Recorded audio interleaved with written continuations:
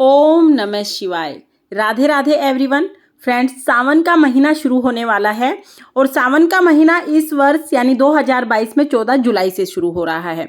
सावन के महीने में पूरा महीना व्रत किए जाते हैं। कुछ लोग तो पूरे महीने व्रत रखते हैं और कुछ लोग सावन के जो सोमवार आते हैं उस दिन व्रत रखते हैं।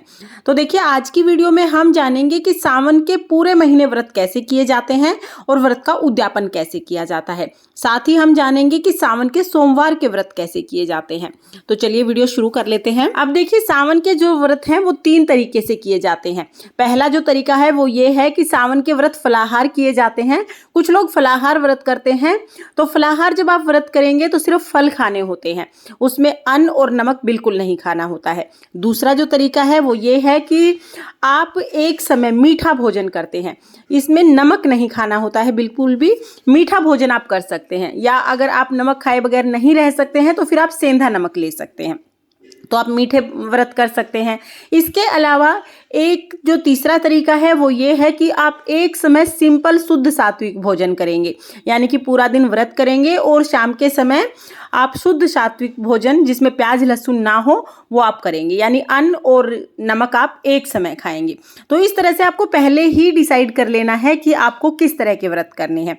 आप फलाहार व्रत करना चाहते हैं, आप मीठे व्रत करना चाहते हैं, या आप सिंपल व्रत करना चाहते हैं, ये आपको पहले ही सोच लेना है। उसके बाद देखिए, जब आप सावन के पहले दिन व्रत शुरू करेंगे तब हमें क्या करना है कि सुबह स्नान आदि करने के बाद घर में ही जो मंदिर है उसमें आप भगवान शिव शंकर की मूर्ति के सामने या फोटो मूर्ति जो भी स्वरूप आपके पास शिव शंकर का है उनके सामने आप सीधे हाथ में जल लेकर कहें कि हे भगवान, मैं पूरे सावन माह आपके व्रत करना चाहती हूँ। आप व्रत पूर्ण करने में मेरी सहायता करें और मेरी मनोकामनाओं को पूर्ण करें। इसके बाद जो आपने हाथ में जल लिया है वो भगवान शिव शंकर को समर्पित कर दें और उसके बाद आप व्रत शुरू कर दें। तो व्रत में हमें क्या करना है कि पहले संकल्प कर लेंगे आप, फिर आपको पूजन करना है। भगवान शिव शंकर का पूजन कैसे किया जाएगा इसका वीडियो चैनल पर आ चुका है, आप एक बार देख सकते हैं। पूजन आप मंदिर में जाकर करें तो बहुत अच्छी बात है। पूरा सावन का महीना अगर आप मंदिर में जाके भगवान शिव शंकर को जल समर्पित करते हैं तो उससे अच्छा तो कुछ भी नहीं हो सकता है। लेकिन अगर आप मंदिर में ना भी जा पाएं, आपके पास इतना समय नहीं होता है या मंदिर पास में नहीं है, तो फिर आप घर पर भी बहुत सरल तरीके से पूजन कर सकते हैं। घर पर ही आप भगवान शिव शंकर का पूजन कर लें। पूजन के बाद आप दिन में दूध, चाय या फल खा सकते हैं।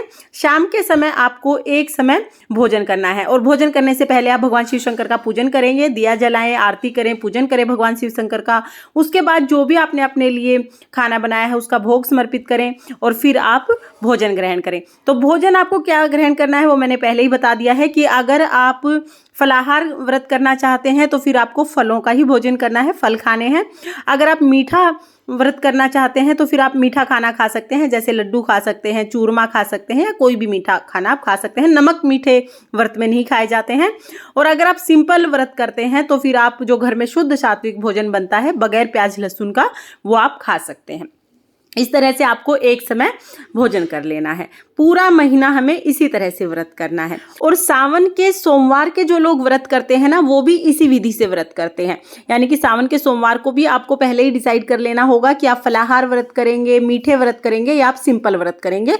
उसी के हिसाब से आपको एक समय खाना खाना है। और सावन में जब आप व्रत करेंगे तो चाहे आप सोमवार के व्रत करें या पूरे सावन के व्रत करें, आपको उसमें उड़द की दाल बिल्कुल भी नहीं खानी है, मूली बिल्कुल भी नहीं खानी है, और साथ में ही देखिए कढ़ी नहीं खानी है आपको बिल्कुल भी। सावन में कढ़ी खाना निषेध होता है।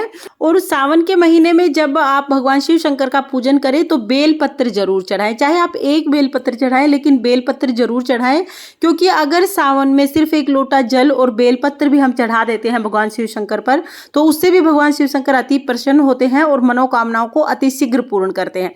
देखिए, भगवान शिव शंकर ना बहुत भोले होते हैं, थोड़ी सी पूजा और थोड़े से प्रयास से ही प्रसन्न होकर मनोकामनाओं को पूर्ण कर देते हैं। तो सावन में हमें भगवान शिव शंकर की पूजा अर्चना जरूर करनी चाहिए, क्योंकि सावन भगवान शिव शंकर को ही समर्पित होता है और सावन में की हुई पूजा पाठ का अनंत गुना फल प्राप्त होता है। तो सावन के अगर आप व्रत ना भी कर पाए ना तो आप सावन में भगवान शिव शंकर को एक लोटा जल और बेल पत्र जरूर समर्पित करें। अब हम जान लेते हैं कि हमें व्रत का उद्यापन कैसे करना है, यानी सावन माह के जो हमने व्रत किए हैं उनका उद्यापन कैसे होगा। तो देखिए, जब व्रत पूर्ण हो जाएंगे उसके बाद हमें क्या करना है, आखिरी दिन, सावन का जो आखिरी दिन होगा उस दिन आप पंडित और पंडिताइन के जोड़े को घर पर बुलाएं। पंडित पंडिताइन को बुलाकर उन्हें भोजन कराएं, उनको वस्त्र दें। वस्त्र में पंडित जी को आप कुर्ता पजामा, पैंट शर्ट, धोती कुर्ता जो भी वो पहनते हैं वो दें। पंडिताइन को आप साड़ी सूट जो वो पहने वो दें। उसके साथ ही पंडिताइन को आप श्रृंगार का सामान जरूर दें। सावन के महीने में श्रृंगार के सामान का जरूर दान करना चाहिए, क्योंकि सावन में माँ पार्वती को श्रृंगार का सामान समर्पित किया जाता है। माँ पार्वती सुहाग बांटती हैं, तो इसलिए सावन के महीने में श्रृंगार का सामान जरूर से आप दान करें। उसके बाद उन्हें दक्षिणा दें और पैर छूकर उनका आशीर्वाद लें। इस तरह से सावन माह के जो व्रत हैं उनका उद्यापन किया जाता है। एक तो ये तरीका है, और अगर आप घर पर बुलाकर भोजन नहीं करा सकते हैं तो फिर आप भोजन की थाली ले लें। मतलब जो भी आपने भोजन बनाया है वो एक थाली में निकाल लें।